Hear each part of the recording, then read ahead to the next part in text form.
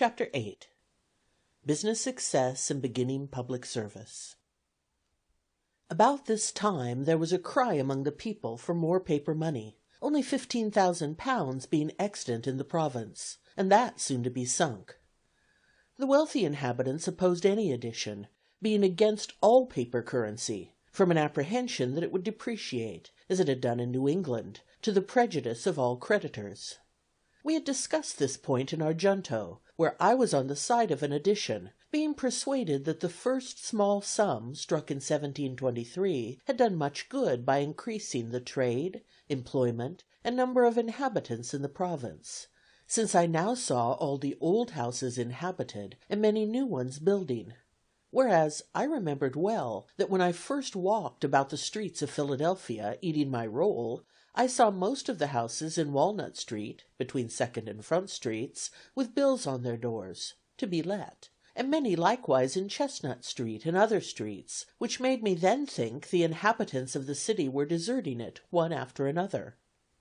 Our debates possessed me so fully of the subject that I wrote and printed an anonymous pamphlet on it, entitled The Nature and Necessity of a Paper Currency. It was well received by the common people in general, but the rich men disliked it, for it increased and strengthened the clamor for more money, and they, happening to have no writers among them that were able to answer it, their opposition slackened, and the point was carried by a majority in the House. My friends there, who had conceived I had been of some service, thought fit to reward me by employing me in printing the money, a very profitable job and a great help to me. This was another advantage gained by my being able to write. The utility of this currency became by time and experience so evident as never afterwards to be much disputed, so that it grew soon to £55,000, and in 1839 to £80,000, since which it arose during war to upwards of £350,000, trade, building, and inhabitants all the while increasing, though I now think there are limits beyond which the quantity may be hurtful. I soon after obtained, through my friend Hamilton, the printing of the Newcastle paper money, another profitable job as I then thought it, small things appearing great to those in small circumstances, and these to me were really great advantages, as they were great encouragements.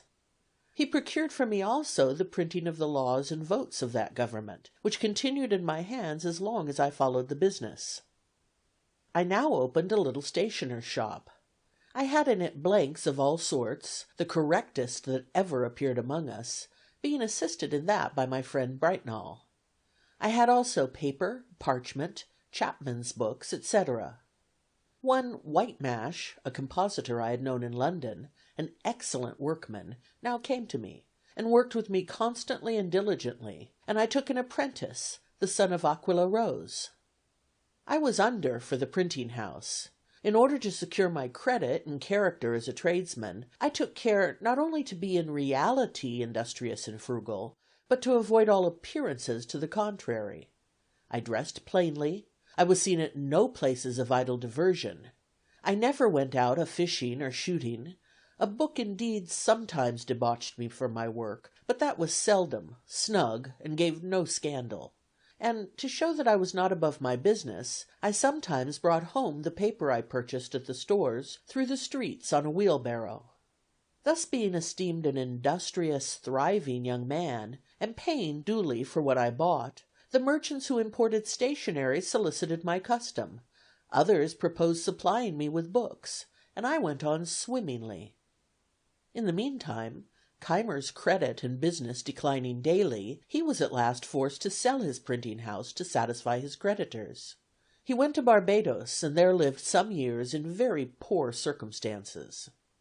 His apprentice, David Harry, whom I had instructed while I worked with him, set up his place at Philadelphia, having bought his materials.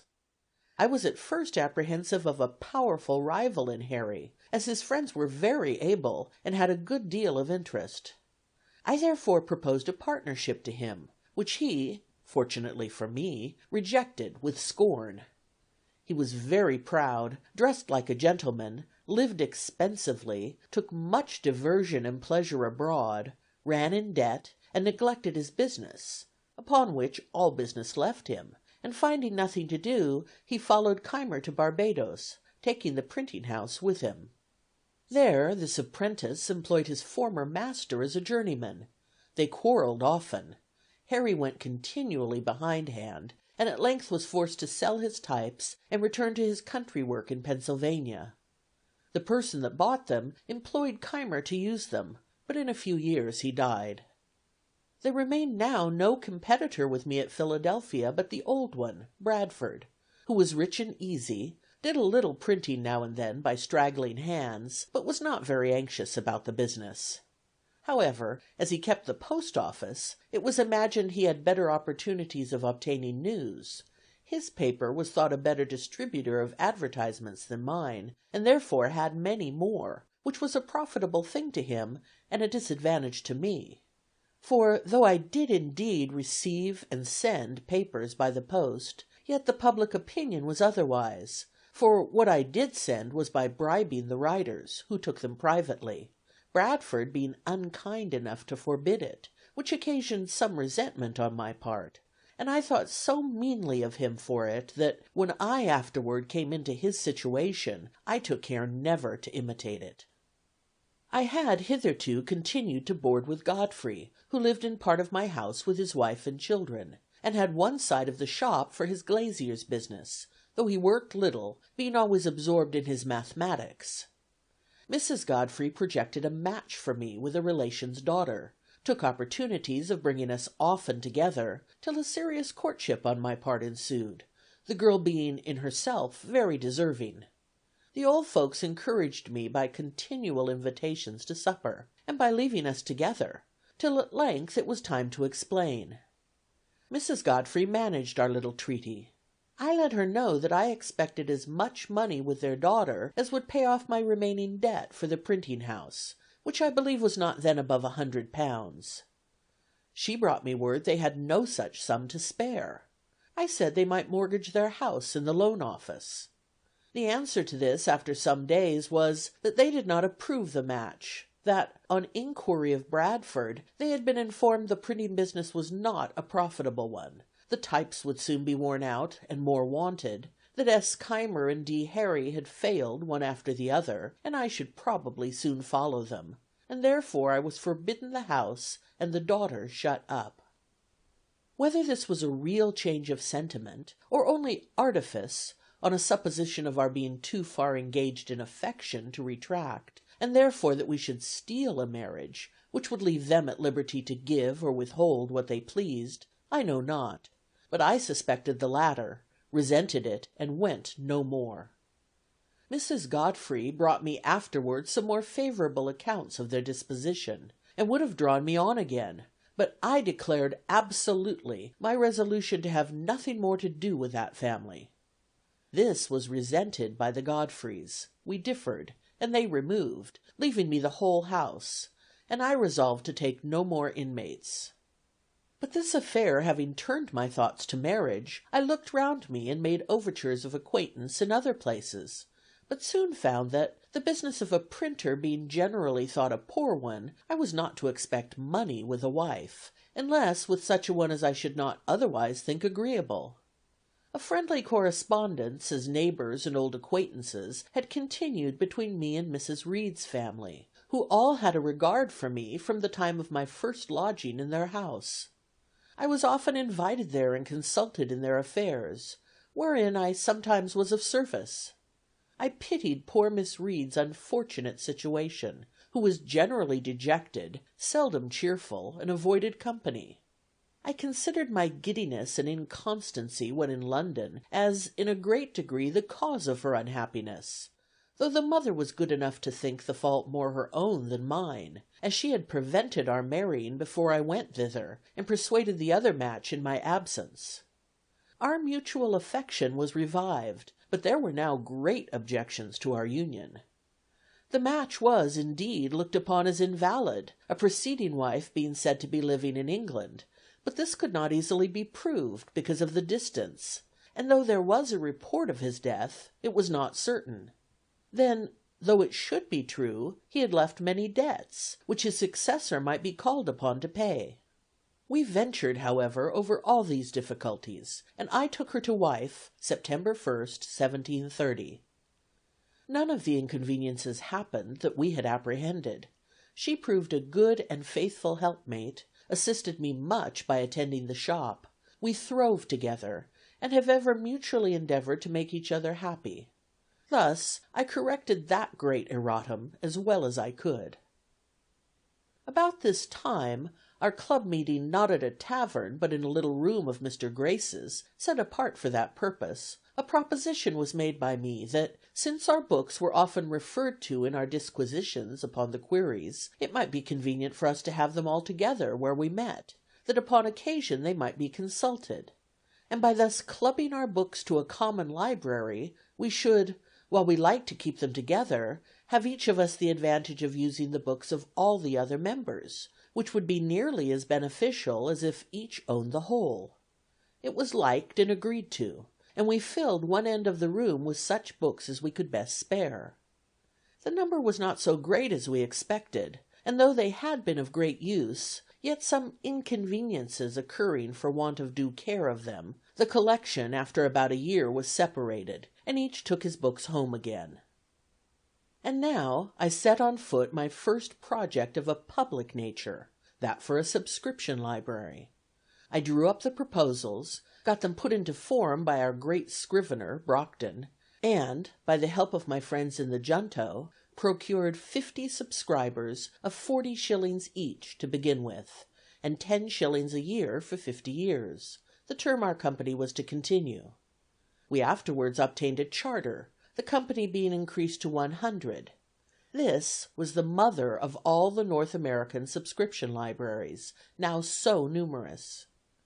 It has become a great thing itself, and continually increasing. These libraries have improved the general conversation of the Americans, made the common tradesmen and farmers as intelligent as most gentlemen from other countries, and perhaps have contributed in some degree to the stand so generally made throughout the colonies in defense of their privileges. Memo. Thus far was written with the intention expressed in the beginning, and therefore contains several little family anecdotes of no importance to others. What follows was written many years after, in compliance with the advice contained in these letters, and accordingly intended for the public. The affairs of the Revolution occasioned the interruption. Continuation of the account of my life, begun at Passy, near Paris, 1784. It is some time since I received the above letters, but I have been too busy till now to think of complying with the requests they contain. It might, too, be much better done if I were at home among my papers, which would aid my memory, and help to ascertain dates, but my return being uncertain, and having just now a little leisure, I will endeavor to recollect and write what I can. If I live to get home, it may there be corrected and improved. Not having any copy here of what is already written, I know not whether an account is given of the means I used to establish the Philadelphia Public Library, which, from a small beginning, is now become so considerable, though I remember to have come down to near the time of that transaction, 1730. I will therefore begin here with an account of it, which may be struck out if found to have been already given. At the time I established myself in Pennsylvania, there was not a good bookseller's shop in any of the colonies to the southward of Boston. In New York and Philadelphia, the printers were indeed stationers. They sold only paper, etc., almanacs, ballads, and a few common school books. Those who loved reading were obliged to send for their books from England. The members of the junto had each a few. We had left the alehouse where we first met, and hired a room to hold our club in. I proposed that we should all of us bring our books to that room, where they would not only be ready to consult in our conferences, but become a common benefit, each of us being at liberty to borrow such as he wished to read at home. This was accordingly done, and for some time contented us.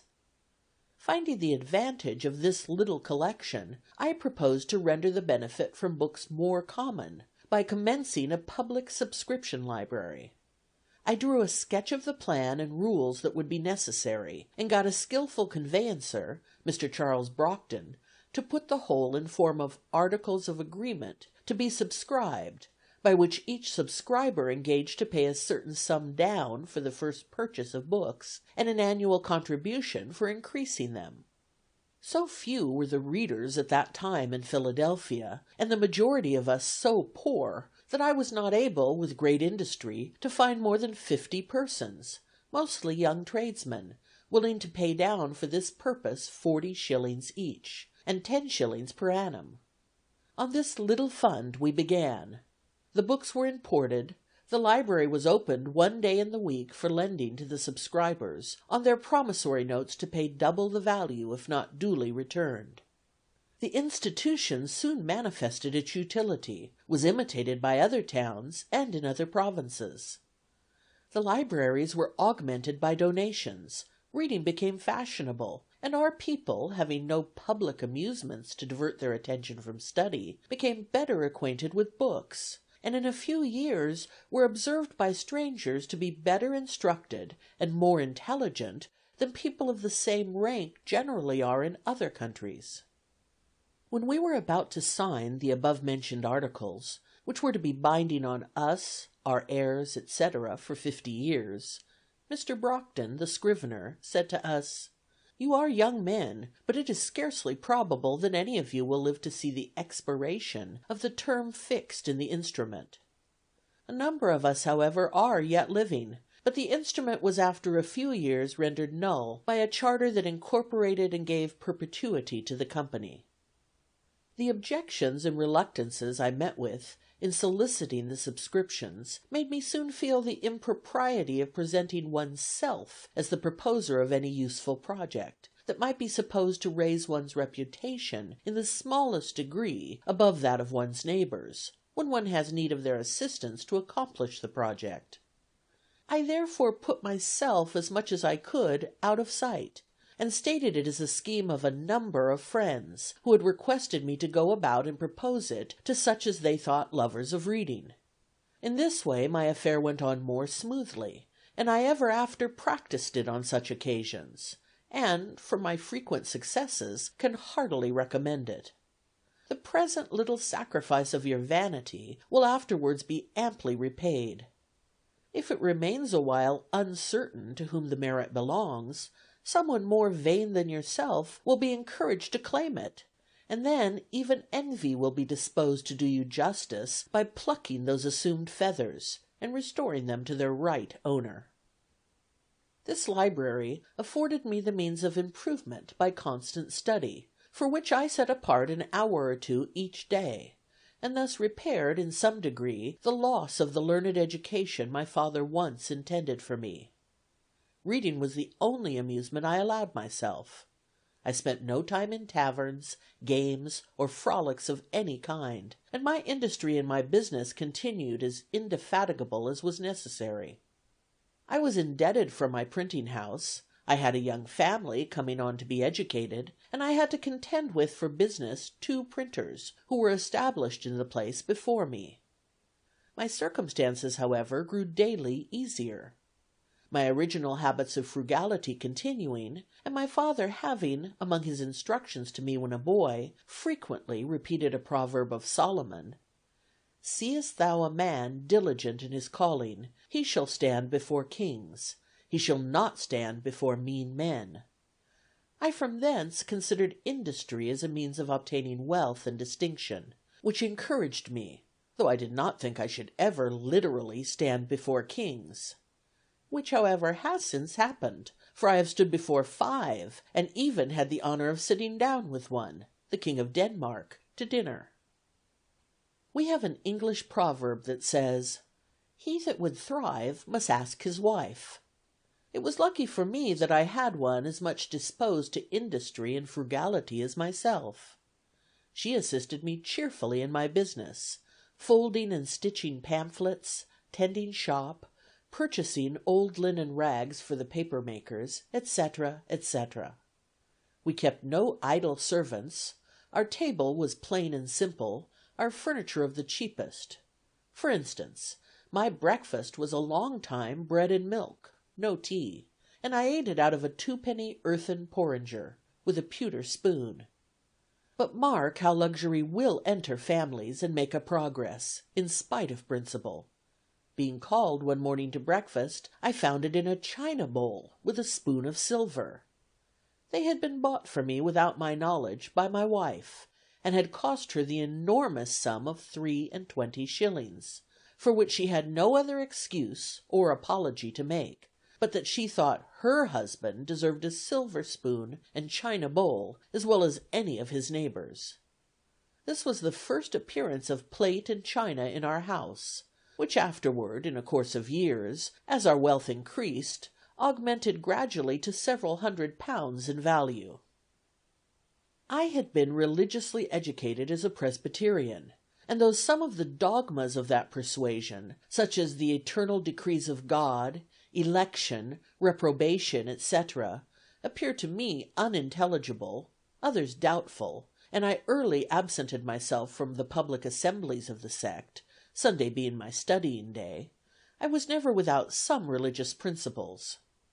I never doubted, for instance, the existence of the Deity, that he made the world and governed it by his providence, that the most acceptable service of God was the doing good to man, that our souls are immortal, and that all crime will be punished and virtue rewarded, either here or hereafter. These I esteemed the essentials of every religion, and, being to be found in all the religions we had in our country, I respected them all, though with different degrees of respect, as I found them more or less mixed with other articles, which, without any tendency to inspire, promote, or confirm morality, served principally to divide us, and make us unfriendly to one another. This respect to all, with an opinion that the worst had some good effects, induced me to avoid all discourse that might tend to lessen the good opinion another might have of his own religion. And as our province increased in people, and new places of worship were continually wanted, and generally erected by voluntary contribution, my mite for such purpose, whatever might be the sect, was never refused. Though I seldom attended any public worship, I still had an opinion of its propriety, and of its utility when rightly conducted, and I regularly paid my annual subscription for the support of the only Presbyterian minister or meeting we had in Philadelphia. He used to visit me sometimes as a friend, and admonished me to attend his administrations, and I was now and then prevailed on to do so, once for 5 Sundays successively. Had he been in my opinion a good preacher, perhaps I might have continued, notwithstanding the occasion I had for the Sunday's leisure in my course of study. But his discourses were chiefly either polemic arguments or explications of the peculiar doctrines of our sect, and were all, to me, very dry, uninteresting, and unedifying, since not a single moral principle was inculcated or enforced, their aim seeming to be rather to make us Presbyterians than good citizens. At length he took for his text that verse of the 4th chapter of Philippians, "Finally, brethren, whatsoever things are true, honest, just, pure, lovely, or of good report, if there be any virtue or any praise, think on these things." And I imagined, in a sermon on such a text, we should not miss of having some morality. But he confined himself to 5 points only, as meant by the apostle, viz., 1. Keeping holy the Sabbath day; 2. Being diligent in reading the Holy Scriptures; 3. Attending duly the public worship; 4. Partaking of the sacrament; 5. Paying a due respect to God's ministers.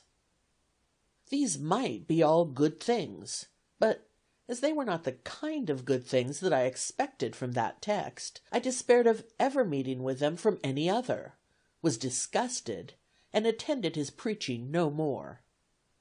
I had some years before composed a little liturgy or form of prayer for my own private use, viz. in 1728, entitled Articles of Belief and Acts of Religion. I returned to the use of this, and went no more to the public assemblies. My conduct might be blamable, but I leave it, without attempting further to excuse it, my present purpose being to relate facts, and not to make apologies for them. Plan for attaining moral perfection. It was about this time I conceived the bold and arduous project of arriving at moral perfection. I wished to live without committing any fault at any time. I would conquer all that either natural inclination, custom, or company might lead me into. As I knew, or thought I knew, what was right and wrong, I did not see why I might not always do the one and avoid the other. But I soon found I had undertaken a task of more difficulty than I had imagined. While my care was employed in guarding against one fault, I was often surprised by another. Habit took the advantage of inattention. Inclination was sometimes too strong for reason. I concluded at length that the mere speculative conviction that it was our interest to be completely virtuous was not sufficient to prevent our slipping, and that the contrary habits must be broken, and good ones acquired and established before we can have any dependence on a steady, uniform rectitude of conduct. For this purpose I therefore contrived the following method. In the various enumerations of the moral virtues I had met with in my reading, I found the catalogue more or less numerous, as different writers included more or fewer ideas under the same name. Temperance, for example, was by some confined to eating and drinking, while by others it was extended to mean the moderating every other pleasure, appetite, inclination, or passion, bodily or mental, even to our avarice and ambition. I propose to myself, for the sake of clearness, to use rather more names with fewer ideas annexed to each than a few names with more ideas. And I included under 13 names of virtues all that at that time occurred to me as necessary or desirable, and annexed to each a short precept which fully expressed the extent I gave to its meaning. These names of virtues, with their precepts, were 1. Temperance. Eat not to dullness, drink not to elevation. 2. Silence. Speak not but what may benefit others or yourself. Avoid trifling conversation. 3. Order. Let all your things have their places. Let each part of your business have its time. 4. Resolution. Resolve to perform what you ought. Perform without fail what you resolve. 5. Frugality. Make no expense but to do good to others or yourself, i.e., waste nothing. 6. Industry. Lose no time. Be always employed in something useful. Cut off all unnecessary actions. 7. Sincerity. Use no hurtful deceit. Think innocently and justly, and if you speak, speak accordingly. 8. Justice. Wrong none by doing injuries or omitting the benefits that are your duty. 9. Moderation. Avoid extremes. Forbear resenting injuries so much as you think they deserve. 10. Cleanliness. Tolerate no uncleanliness in body, clothes, or habitation. 11. Tranquility. Be not disturbed at trifles or at accidents common or unavoidable. 12. Chastity. 13. Humility. Imitate Jesus and Socrates. My intention being to acquire the habitude of all these virtues, I judged it would be well not to distract my attention by attempting the whole at once, but to fix it on one of them at a time, and when I should be master of that, then to proceed to another, and so on, till I should have gone through the 13. And, as the previous acquisition of some might facilitate the acquisition of certain others, I arranged them with that view, as they stand above. temperance first, as it tends to procure that coolness and clearness of head which is so necessary where constant vigilance was to be kept up, and guard maintained against the unremitting attraction of ancient habits and the force of perpetual temptations. This being acquired and established, silence would be more easy, and my desire being to gain knowledge at the same time that I improved in virtue, and considering that in conversation it was obtained rather by the use of the ears than of the tongue, and therefore wishing to break a habit I was getting into of prattling, punning, and joking, which only made me acceptable to trifling company, I gave silence the second place. This and the next, order, I expected would allow me more time for attending to my project and my studies. Resolution, once become habitual, would keep me firm in my endeavors to obtain all the subsequent virtues. Frugality and industry, freeing me from my remaining debt and producing affluence and independence, would make more easy the practice of sincerity and justice, etc., etc. Conceiving, then, that, agreeably to the advice of Pythagoras in his golden verses, daily examination would be necessary, I contrived the following method for conducting that examination. I made a little book, in which I allotted a page for each of the virtues. I ruled each page with red ink, so as to have 7 columns, one for each day of the week, marking each column with a letter for the day. I crossed these columns with 13 red lines, marking the beginning of each line with the first letter of one of the virtues, on which line, and in its proper column, I might mark by a little black dot every fault I found upon examination to have been committed respecting that virtue upon that day. I determined to give a week's strict attention to each of the virtues successively. Thus, in the first week, my great guard was to avoid the least offense against temperance, leaving the other virtues to their ordinary chance, only marking every evening the faults of the day. Thus, if in the first week I could keep my first line marked T clear of spots, I supposed the habit of that virtue so much strengthened and its opposite weakened, that I might venture extending my attention to include the next, and for the following week keep both lines clear of spots. Proceeding thus to the last, I could go through a course complete in 13 weeks, and 4 courses in a year, and like him who, having a garden to weed, does not attempt to eradicate all the bad herbs at once, which would exceed his reach and his strength, but works on one of the beds at a time, and, having accomplished the first, proceeds to a second, so I should have, I hoped, the encouraging pleasure of seeing on my pages the progress I made in virtue, by clearing successively my lines of their spots, till in the end, by a number of courses, I should be happy in viewing a clean book after 13 weeks of daily examination. This, my little book, had for its motto these lines from Addison's Cato. Here will I hold, if there is a power above us, and that there is, all nature cries aloud through all her works. He must delight in virtue, and that which he delights in must be happy. Another from Cicero.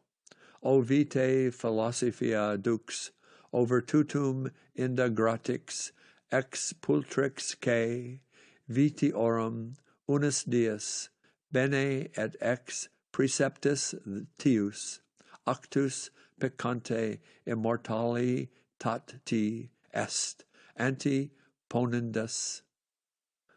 O philosophy, guide of life, O searcher out of virtue and exterminator of vice, one day spent well and in accordance with thy precepts is worth an immortality of sin. Tusculan Inquiries, Book 5. Another from the Proverbs of Solomon, speaking of wisdom and virtue. Length of days is in her right hand, and in her left hand riches and honor.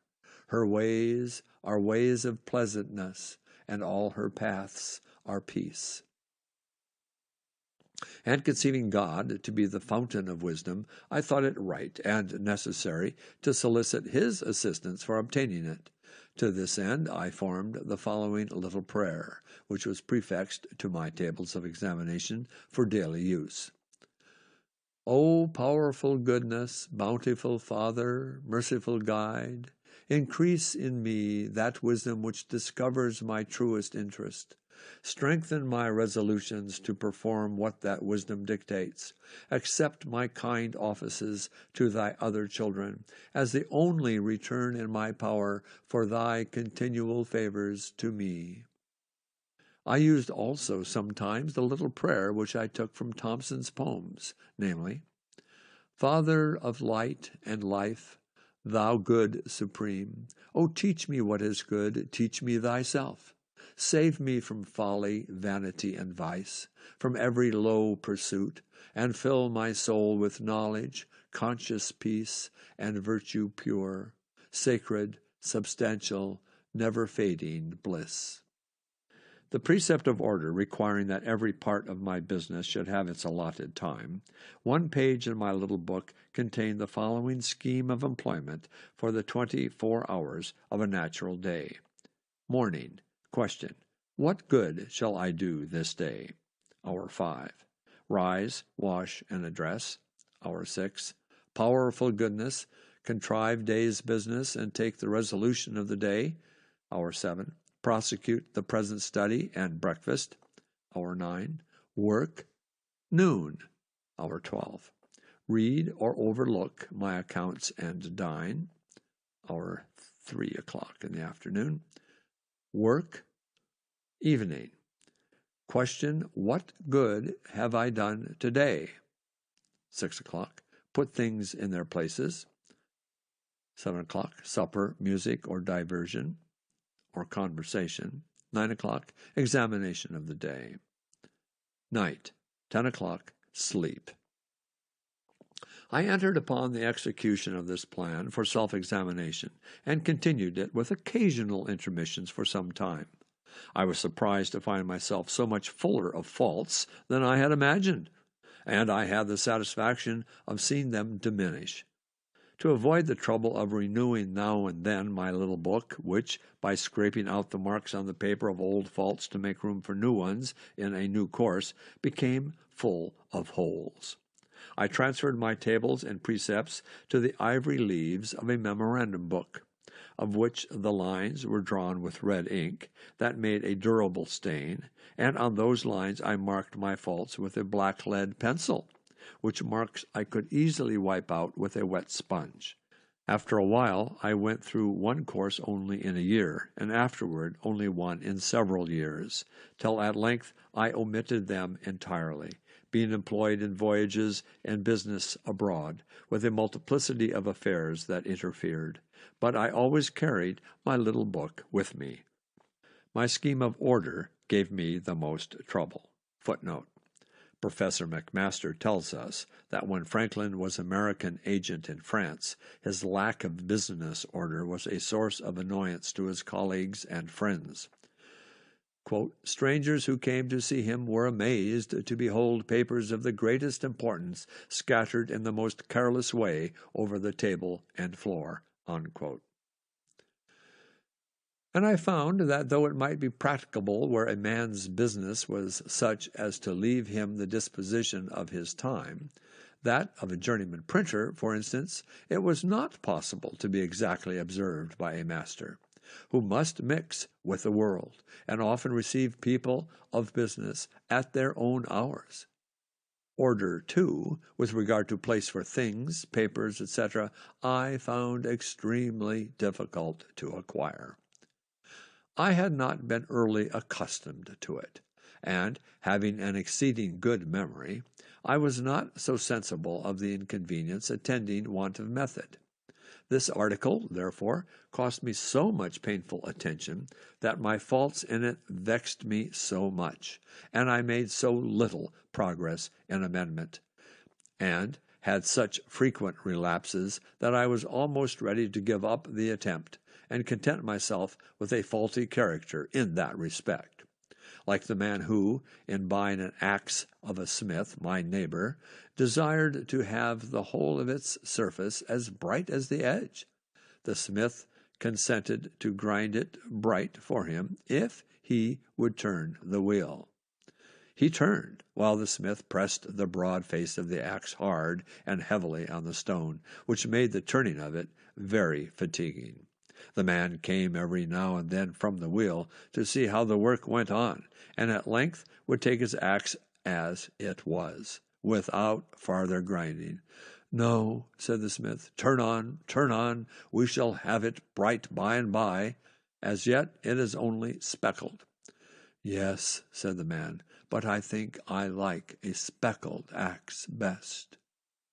And I believe this may have been the case with many who, having, for want of some such means as I employed, found the difficulty of obtaining good and breaking bad habits in other points of vice and virtue, have given up the struggle and concluded that a speckled axe was best for something. That pretended to be reason was every now and then suggesting to me that such extreme nicety as I exacted of myself might be a kind of foppery in morals, which, if it were known, would make me ridiculous. That a perfect character might be attended with the inconvenience of being envied and hated, and that a benevolent man should allow a few faults in himself, and keep his friends in countenance. In truth, I found myself incorrigible with respect to order, and now I am grown old, and my memory bad. I feel very sensibly the want of it. But, on the whole, though, I never arrived at the perfection I had been so ambitious of obtaining, but fell far short of it. Yet I was, by the endeavor, a better and a happier man than I otherwise should have been if I had not attempted it. As those who aim at perfect writing by imitating the engraved copies, though they never reach the wished-for excellence of those copies, their hand is mended by the endeavor, and is tolerable while it continues fair and legible. It may be well my posterity should be informed that to this little artifice, with the blessing of God, their ancestor owed the constant felicity of his life, down to his 79th year, in which this is written. What reverses may attend the remainder is in the hand of Providence. But if they arrive, the reflection of past happiness enjoyed ought to help his bearing them with more resignation. To temperance he ascribes his long-continued health, and what is still left to him of a good constitution. To industry and frugality, the early easiness of his circumstances and acquisition of his fortune, with all that knowledge that enabled him to be a useful citizen, and obtained for him some degree of reputation among the learned. To sincerity and justice, the confidence of his country, and the honorable employs it conferred upon him, and to the joint influence of the whole mass of the virtues, even in the imperfect state he was able to acquire them, all that evenness of temper, and that cheerfulness in conversation, which makes his company still sought for, and agreeable even to his younger acquaintance. I hope, therefore, that some of my descendants may follow the example and reap the benefit. Footnote. While there can be no question that Franklin's moral improvement and happiness were due to the practice of these virtues, yet most people will agree that we shall have to go back to his plan for the impelling motive to a virtuous life. Franklin's own suggestion that the scheme smacks of foppery in morals seems justified. Woodrow Wilson well puts it, "Men do not take fire from such thoughts unless something deeper, which is missing here, shine through them." What may have seemed to the 18th century a system of morals seems to us nothing more vital than a collection of the precepts of good sense and sound conduct. What redeems it from pettiness in this book is the scope of power and of usefulness to be seen in Franklin himself, who set these standards up in all seriousness and candor for his own life. See Galatians chapter 5 for the Christian plan of moral perfection. End of footnote. It will be remarked that, though my scheme was not wholly without religion, there was in it no mark of any of the distinguishing tenets of any particular sect.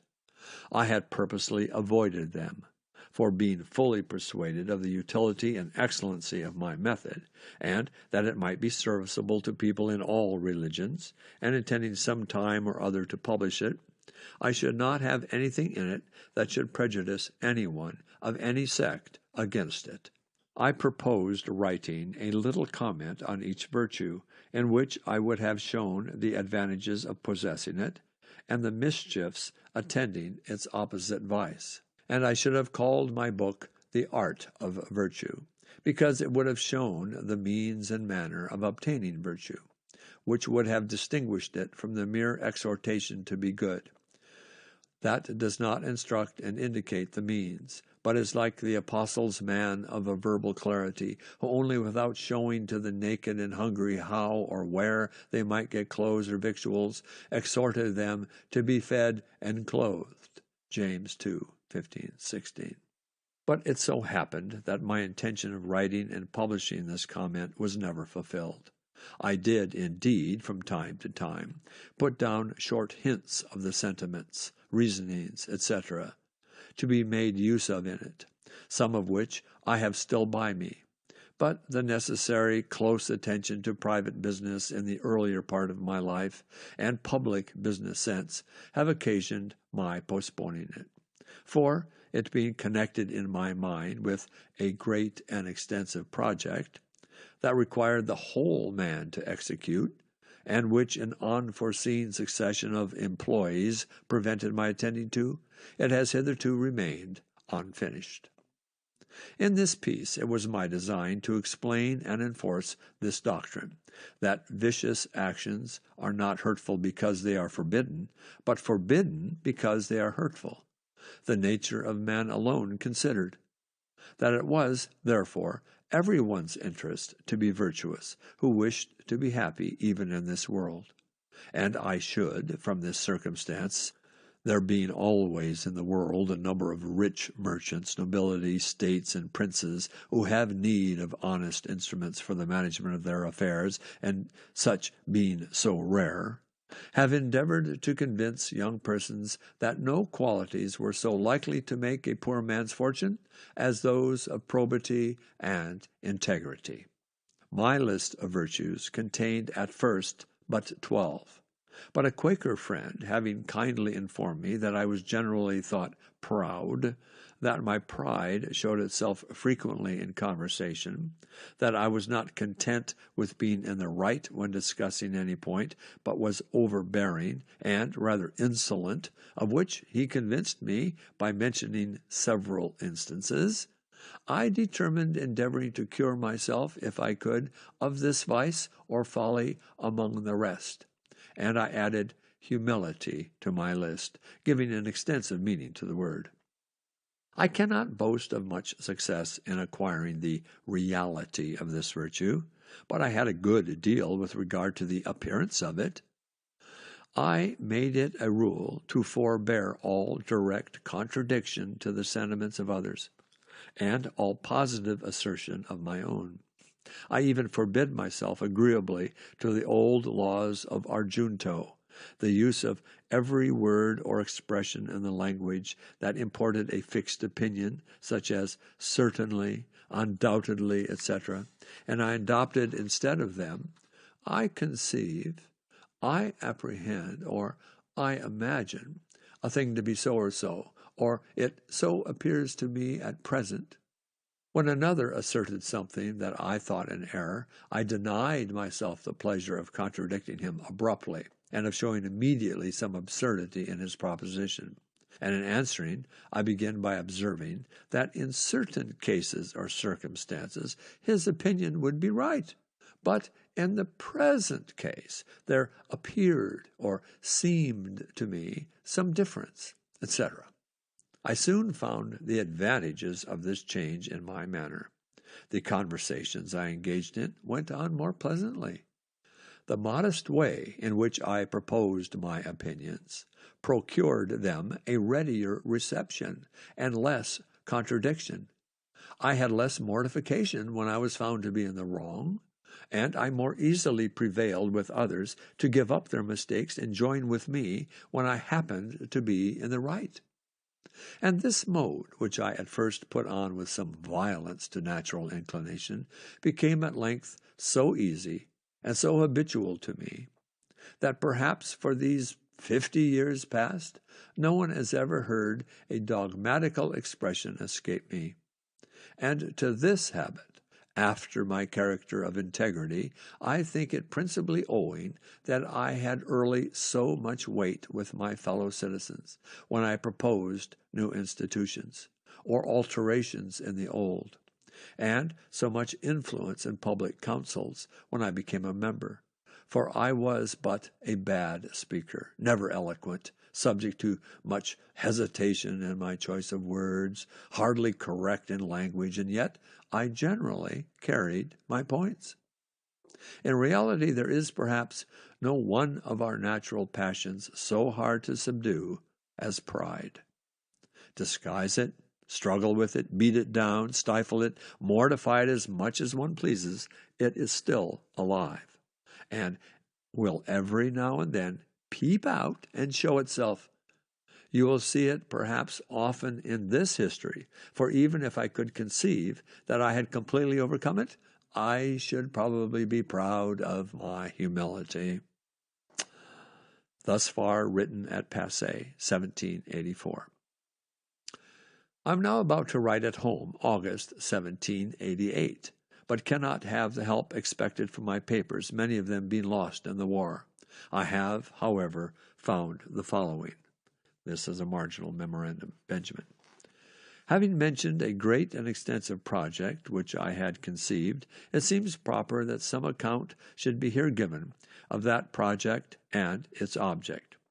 Its first rise in my mind appears in the following little paper accidentally preserved, namely, Observations on my reading history in library, May 19th, 1731. That the great affairs of the world, the wars, revolutions, etc., are carried on and effected by parties. That the view of these parties is their present general interest, or what they take to be such. That the different views of these different parties occasion all confusion. That while a party is carrying on a general design, each man has his particular private interest in view. That as soon as a party has gained its general point, each member becomes intent upon his particular interest, which, thwarting others, breaks that party into divisions and occasions more confusion. That few in public affairs act from a mere view of the good of their country, whatever they may pretend, and though their actings bring real good to their country, yet men primarily considered that their own and their country's interest was united and did not act from a principle of benevolence.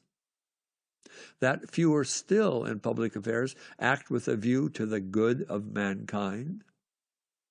There seems to me at present to be great occasion for raising a united party for virtue by forming the virtuous and good men of all nations into a regular body, to be governed by suitable good and wise rules, which good and wise men will probably be more unanimous in their obedience to than common people are to common laws. I, at present, think that whoever attempts this aright and is well qualified, cannot fail of pleasing God and of meeting with success. B.F. Revolving this project in my mind as to be undertaken hereafter, when my circumstances should afford me the necessary leisure, I put down from time to time on pieces of paper such thoughts as occurred to me respecting it. Most of these are lost. But I find one, purporting to be the substance of an intended creed, containing, as I thought, the essentials of every known religion, and being free of everything that might shock the professors of any religion.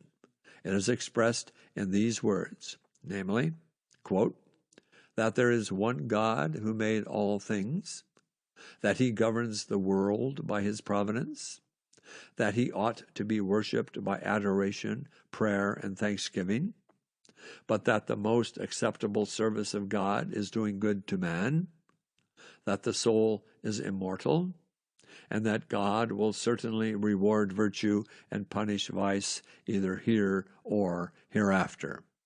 My ideas at that time were that the sect should be begun and spread at first among young and single men only, that each person to be initiated should not only declare his assent to such creed, but should have exercised himself with a 13 weeks examination and practice of the virtues, as in the before-mentioned model, that the existence of such a society should be kept a secret till it was become considerable to prevent solicitations for the admission of improper persons, but that the members should each of them search among his acquaintance for ingenious, well-disposed youths, to whom, with prudent caution, the scheme should be gradually communicated, that the members should engage to afford their advice, assistance, and support to each other in promoting one another's interests, business, and advancement in life, that, for distinction, we should be called the Society of the Free and Easy, free as being by the general practice and habit of the virtues, free from the dominion of vice, and particularly by the practice of industry and frugality, free from debt, which exposes a man to confinement, and a species of slavery to his creditors. This is as much as I can now recollect of the project, except that I communicated it in part to 2 young men, who adopted it with some enthusiasm. But my then narrow circumstances, and the necessity I was under of sticking close to my business, occasioned my postponing the further prosecution of it at that time. And my multifarious occupations, public and private, induced me to continue postponing, so that it has been omitted till I have no longer strength or activity left sufficient for such an enterprise, though I am still of opinion that it was a practicable scheme, and might have been very useful by forming a great number of good citizens. And I was not discouraged by the seeming magnitude of the undertaking, as I have always thought that one man of tolerable abilities might work great changes, and accomplish great affairs among mankind, if he first forms a good plan, and, cutting off all amusements or other employments that would divert his attention, makes the execution of that same plan his sole study and business. End of Chapter 9. Chapter 10. Poor Richard's Almanac and Other Activities. In 1732, I first published my almanac under the name of Richard Saunders.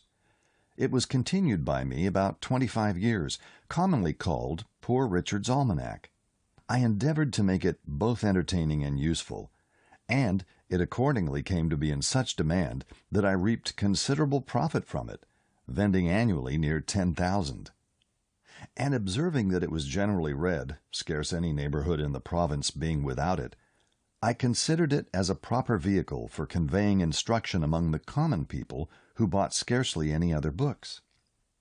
I therefore filled all the little spaces that occurred between the remarkable days in the calendar with proverbial sentences, chiefly such as inculcated industry and frugality as the means of procuring wealth and thereby securing virtue, it being more difficult for a man in want to act always honestly, as, to use here one of those proverbs, it is hard for an empty sack to stand upright.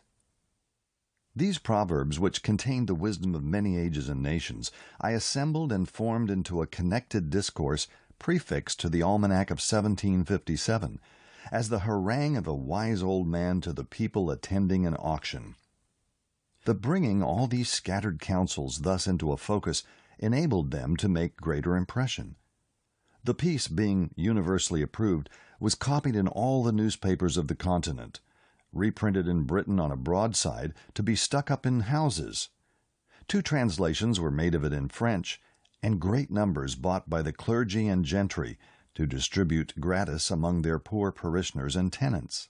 In Pennsylvania, as it discouraged useless expense in foreign superfluities, some thought it had its share of influence in producing that growing plenty of money which was observable for several years after its publication. I considered my newspaper also as another means of communicating instruction, and in that view frequently reprinted in it extracts from the Spectator and other moral writers, and sometimes published little pieces of my own, which had been first composed for reading in our junto.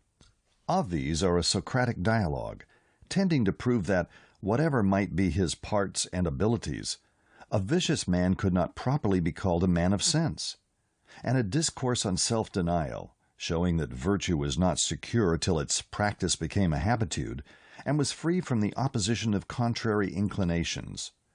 These may be found in the papers about the beginning of 1735.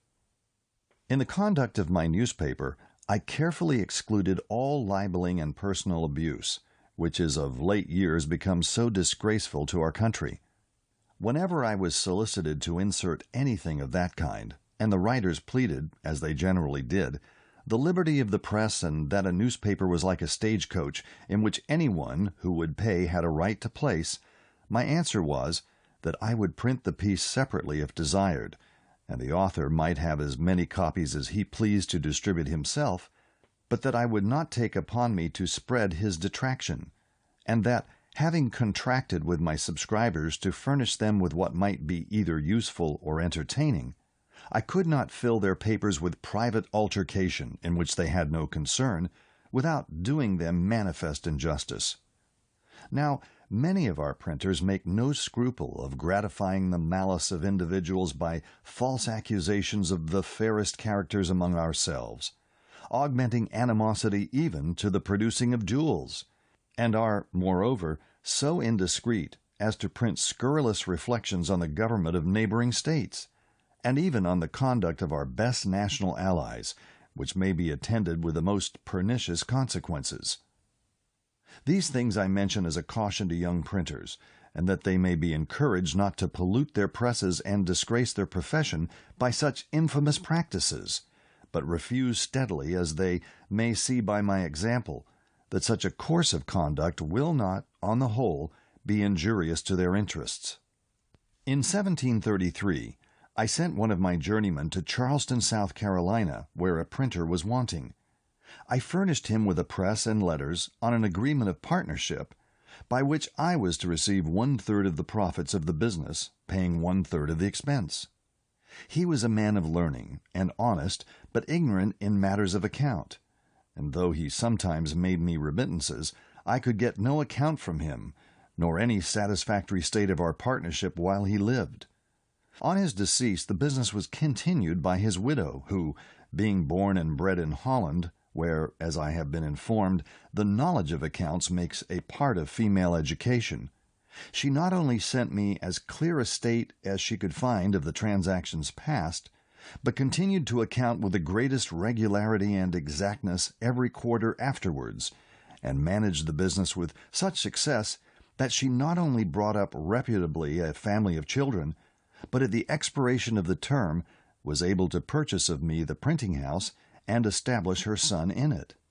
I mention this affair chiefly for the sake of recommending that branch of education for our young females, as likely to be of more use to them and their children in case of widowhood than either music or dancing, by preserving them from losses by imposition of crafty men, and enabling them to continue, perhaps, a profitable mercantile house, with established correspondence, till a son is grown up, fit to undertake and go on with it, to the lasting advantage and enriching of the family. About the year 1734, there arrived among us from Ireland a young Presbyterian preacher named Hemphill, who delivered with a good voice and apparently extempore most excellent discourses, which drew together considerable numbers of different persuasions who joined in admiring them. Among the rest, I became one of his constant hearers, his sermons pleasing me as they had little of the dogmatical kind, but inculcated strongly the practice of virtue, or what in the religious style are called good works. Those, however, of our congregation who considered themselves as Orthodox Presbyterians disapproved his doctrine, and were joined by most of the old clergy who arraigned him of heterodoxy before the synod in order to have him silenced. I became his zealous partisan, and contributed all I could to raise a party in his favor, and we combated for him a while with some hopes of success. There was much scribbling pro and con upon the occasion, and finding that, though an elegant preacher, he was but a poor writer, I lent him my pen and wrote for him 2 or 3 pamphlets, and one piece in the Gazette of April 1735.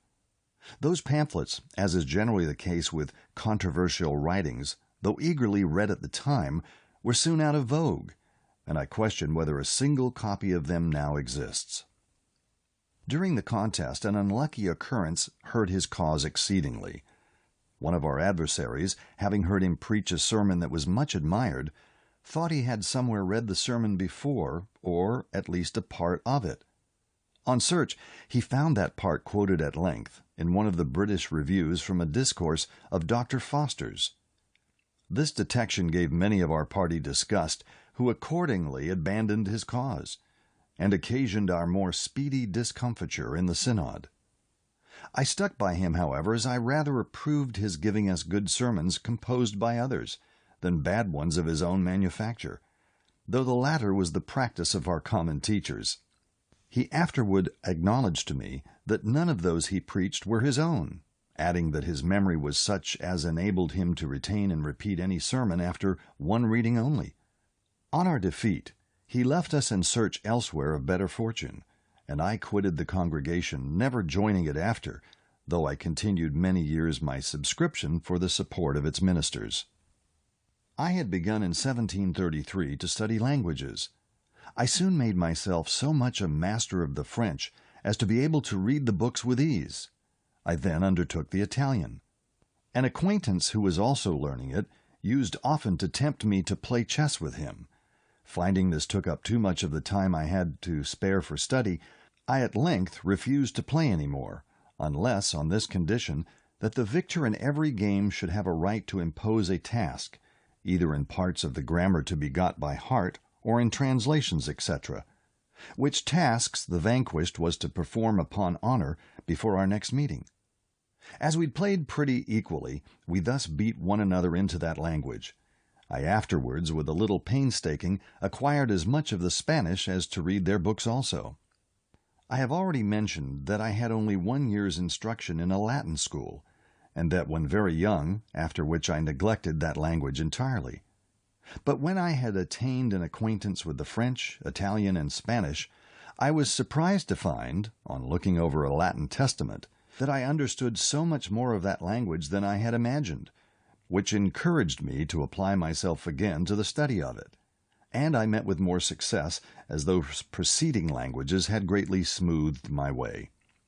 From these circumstances I have thought that there is some inconsistency in our common mode of teaching languages. We are told that it is proper to begin first with the Latin, and, having acquired that, it will be more easy to attain those modern languages which are derived from it. And yet we do not begin with the Greek in order more easily to acquire the Latin. It is true that if you can clamber and get to the top of a staircase without using the steps, you will more easily gain them in descending. But certainly, if you begin with the lowest, you will with more ease ascend to the top. And I would therefore offer it to the consideration of those who superintend the education of our youth, whether, since many of those who begin with the Latin quit the same after spending some years without having made any great proficiency, and what they have learnt becomes almost useless, so that their time has been lost. It would not have been better to have begun with the French, proceeding to the Italian, etc. For though, after spending the same time, they should quit the study of languages and never arrive at the Latin, They would, however, have acquired another tongue or two that, being in modern use, might be serviceable to them in common life. After 10 years' absence from Boston, and having become easy in my circumstances, I made a journey thither to visit my relations, which I could not sooner well afford. In returning, I called at Newport to see my brother, then settled there with his printing house. Our former differences were forgotten, and our meeting was very cordial and affectionate. He was fast declining in his health, and requested of me that, in case of his death, which he apprehended not far distant, I would take home his son, but then 10 years of age, and bring him up to the printing business. This I accordingly performed, sending him a few years to school before I took him into the office.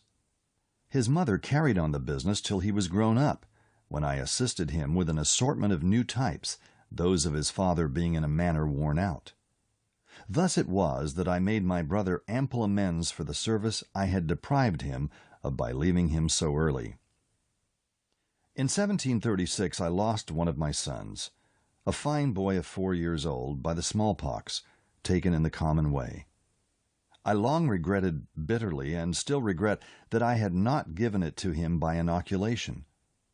This I mention for the sake of parents who omit that operation, on the supposition that they should never forgive themselves if a child died under it, my example showing that the regret may be the same either way, and that, therefore, the safer should be chosen. Our club, the Junto, was found so useful and afforded such satisfaction to the members that several were desirous of introducing their friends, which could not well be done without exceeding what we had settled as a convenient number, viz., 12. We had from the beginning made it a rule to keep our institution a secret, which was pretty well observed. The intention was to avoid applications of improper persons for admittance, some of whom, perhaps, we might find it difficult to refuse. I was one of those who were against any addition to our number, but instead of it, made in writing a proposal that every member separately should endeavor to form a subordinate club, with the same rules respecting queries, etc., and without informing them of the connection with the Junto. The advantages proposed were the improvement of so many more young citizens by the use of our institutions, our better acquaintance with the general sentiments of the inhabitants on any occasion, as the Junto member might propose what queries we should desire, and was to report to the Junto what passed in his separate club, the promotion of our particular interest in business by more extensive recommendation, and the increase of our influence in public affairs, and our power of doing good by spreading through the several clubs the sentiments of the Junto. The project was approved, and every member undertook to form his club, but they did not all succeed. 5 or 6 only were completed, which were called by different names, as the Vine, the Union, the Band, etc. They were useful to themselves, and afforded us a good deal of amusement, information, and instruction, besides answering in some considerable degree our views of influencing the public opinion on particular occasions, of which I shall give some instances in course of time as they happened. My first promotion was my being chosen in 1736 clerk of the General Assembly.